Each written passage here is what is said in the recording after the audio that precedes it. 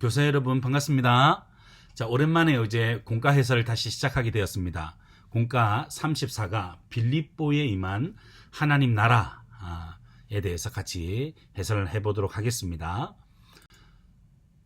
지난주에 우리가 살펴보았던 사도 바울이 평생 잊을 수 없었던 도시, 그곳은 바로 루스드라였습니다. 이것은 1차 전도 여행 때 있었던 일이죠. 그곳에서 많은 기적도 행하고 한이도 느꼈지만 또 박해를 당하고 돌에 맞아 죽을 뻔했었던 곳, 평생 잊을 수 없었던 곳이 바로 루스드라였습니다. 그런데 이제 2차 전도 여행을 떠나면서 사도 바울은 다시 한번 자신이 죽을 뻔했었던 그곳을 방문하게 돼요. 이 사도 바울의 열정을 다시 한번 느끼게 됩니다. 루스드라에 있는 그곳에서 성도들을 위로하고 이제 드로아로 떠나게 되는데요. 이곳에서 사실 바울은 아시아 지역을 돌아보려고 했습니다.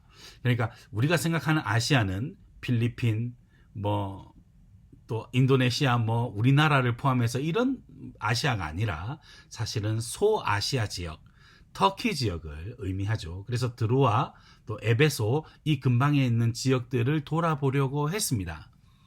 그런데 성령께서 사도 바울에게 환상을 보여주세요.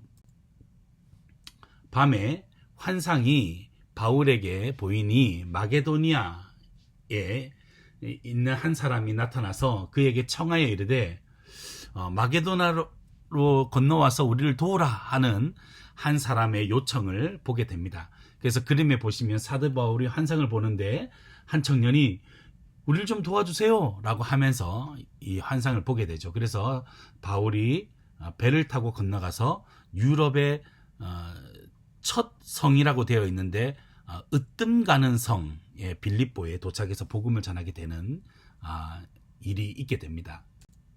그래서 드로아에서 사모드라게라고 하는 섬을 거쳐서 네아폴리를 거쳐서 이제 드디어 빌립보에 도착하게 돼서 그곳에서 복음을 전하게 되는 것, 이것이 사도행전 16장의 내용이라고 할 수 있습니다. 사도행전 16장에 보면 유럽의 첫 번째 개종자가 나와요. 이것은 자색 옷감 장사 루디아를 만나게 되죠. 이 루디아는 아주 지금 우리나라로 말하면 거상 이렇게 말할 수 있습니다.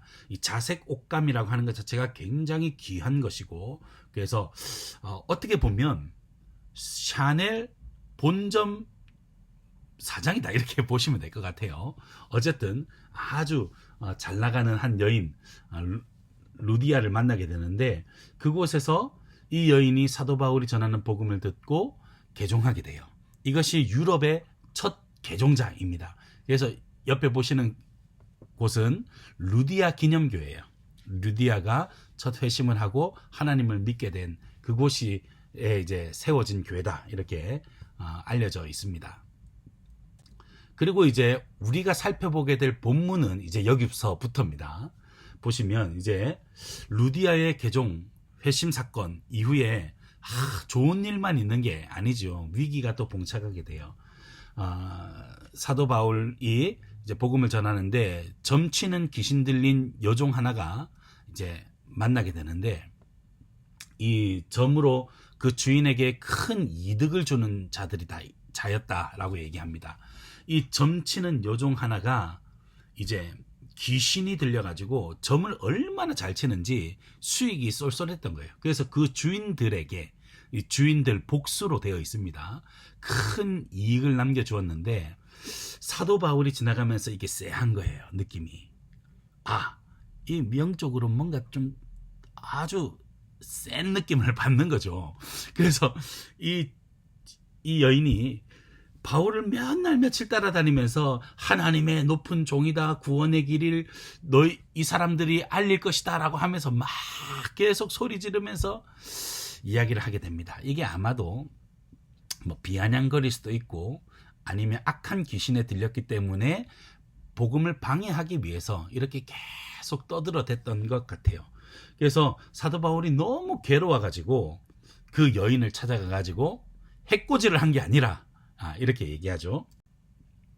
돌이켜 그 귀신에게 이르되 예수 그리스도의 이름으로 내가 내게 명하노니 그에게서 나오라 하니 귀신이 즉시 나오니라. 18절 말씀에 그렇게 말씀합니다.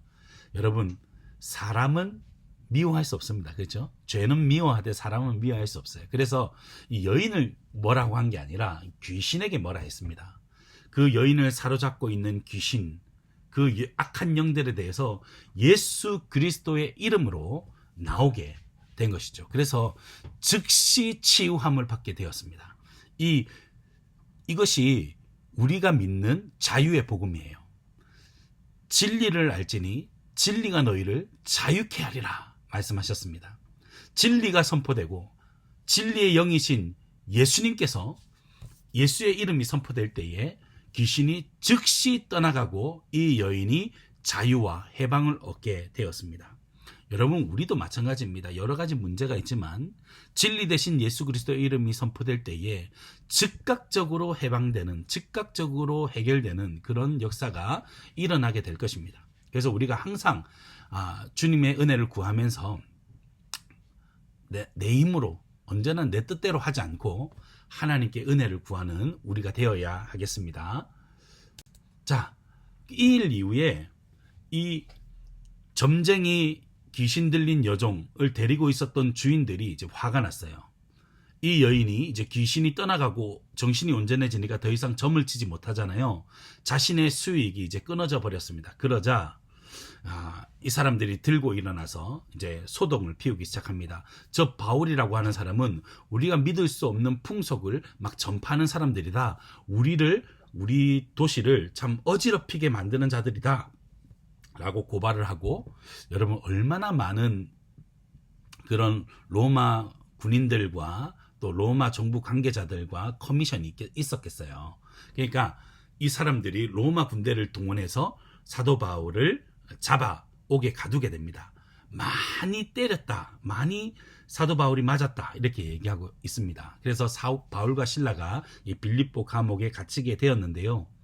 여러분, 이렇게 복음 전하다가 억울한 일을 당했음에도 불구하고 사도 바울과 실라는 하나님께 기도하며 찬송하기 시작합니다. 그때에 성령께서 역사하셔서 한밤중에 여러분, 옥터가 흔들리고 옥문이 열리고 바울과 실라에 채워졌던 모든 착고가 풀어지는 역사, 해방과 자유의 역사가 다시 한번 일어나게 됩니다. 그래서 이 빌립보에서 강조되는 복음의 특징은요, 자유의 복음이에요. 우리를 모든 억압에서부터 자유케 하는 자유의 복음이 선포되게 됩니다. 그때 이제 막 옥문이 열리고 막 사도 바울도 막 어디 있는지 모르겠고 이러니까 그것을 지키던 제수가 나는 이제 내 인생 끝났다. 내가 이 일로 말미암아서 어떤 처벌을 받을지 내가 알 수 없다. 이렇게 해가지고 두려움에 이제 자결하려고 할 때에 사도 바울이 멈추시오. 내가 여기 있습니다. 나 안 도망갔습니다. 하면서 그에게 복음을 전하죠. 주 예수를 믿으라. 그리하면 너와 내 집이 구원을 받으리라. 이 말씀을 들은 간수가요, 이 행해지는 모든 일들을 보면서 그 바울이 믿는 하나님, 그 하나님은 살아계신 하나님이고 능력의 하나님이라는 사실을 경험하게 됩니다. 그리고 예수님을 영접하게 돼요. 자신뿐만 아니라 그리고 그의 온 가족이 다 와서 이제 말씀을 듣고 세례를 받게 됩니다. 그리고 하나님을 믿음으로 크게 기뻐하였다라고 이야기해요. 사실 여러분, 기뻐할 수 있는 상황이 아닙니다. 자기 근무지에서 지금 엄청난 사고가 일어났어요.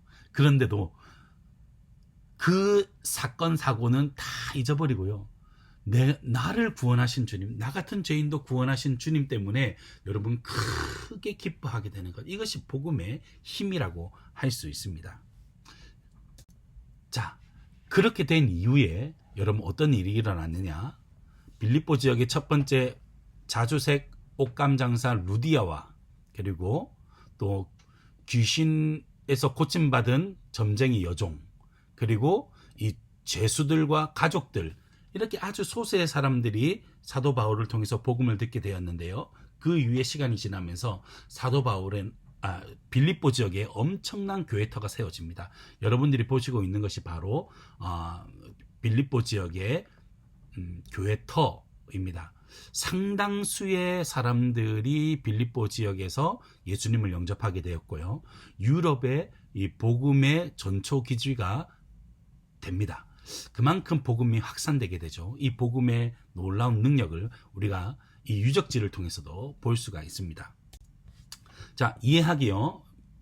바울은 어떻게 계획하지도 않았던 마케도냐 지역의 빌립보로 가게 되었습니까? 이미 설명드렸죠.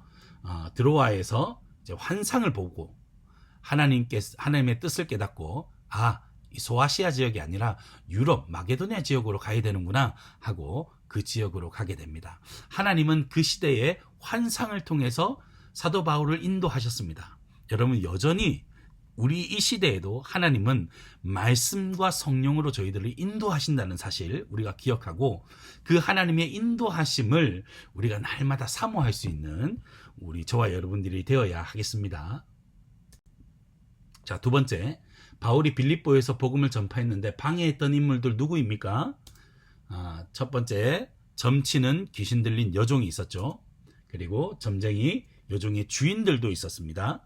그리고 이 주인들과 합세한 로마 군인들도 사도 바울을 가두고 복음을 방해했었습니다. 우리가 예수님 잘 믿으려고 그러면요, 사단이 방해해요. 방해 공작이 있습니다. 여러분, 그럴 때일수록 나의 믿음이 온전한 믿음이구나, 내 믿음을 방해하려고 사단이 지금 움직이고 있구나 하는 걸 우리가 깨달아야 할 것입니다. 이런 것 때문에 낙심하지 않고요, 이런 방해 공작들이 있었지만 이것이 디딤돌이 되어서 더 큰 하나님의 역사를 경험하게 되었습니다. 자, 세 번째, 복음 전파의 걸림돌을 만났을 때 사도 바울과 실라는 어떻게 했습니까? 예수 그리스도 이름을 담대히 선포했죠. 자, 그래서 영적 정면 돌파를 시도했습니다. 방해거리가 있고 잘 안 되니까 여기서 멈춰야지 하는 게 아니라 담대하게 예수님 이름을 선포하면서 믿음으로 전진해 나갔다 하는 것.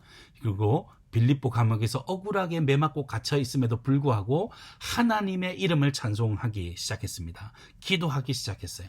여러분, 하나님을 높일 때에 악한 영들이 물러나고 그곳에 하나님이 임재하십니다.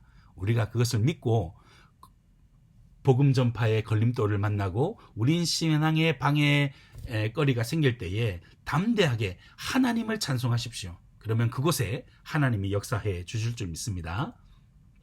하나님의 이름을 불렀고, 마지막으로 적용하기. 나를 얽매는 반복되는 죄, 나쁜 습관, 또 헛된 욕망들을 우리는 어떻게 극복할 수 있을까요?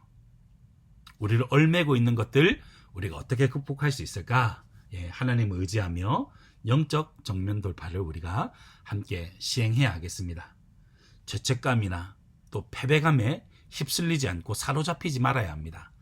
여러분, 우리가 완전한 의인이 아니기 때문에 죄 지을 수 있고 실수할 수도 있습니다. 그렇지만 이 죄책감과 패배감에 휩쓸리지 않고 우리를 도우시는 하나님을 의지하면서 기도하며 찬송하며 나아가야겠습니다. 하나님의 이름을 부를 때 그곳에 하나님께서 역사하십니다. 그리고 또 우리가 주변 정리를 잘 해야 될 것 같아요. 우리를 방해하는 것, 내가 습관적으로 나쁜 습관들을 하고 있는 것들을 정리해 가면서 나도 이 일에 동참하면서 의지를 가지고 이 일을 행하면서 하나님의 도움을 구하는 것. 여러분, 이것이 우리가 참 자유를 누릴 수 있는 그런 은혜의 길이다라고 할 수 있겠습니다. 오늘 이 사실을 함께 나누면서 우리 학생들과 함께 은혜로운 설교 나눔 시간이 되시길 바랍니다. 감사합니다.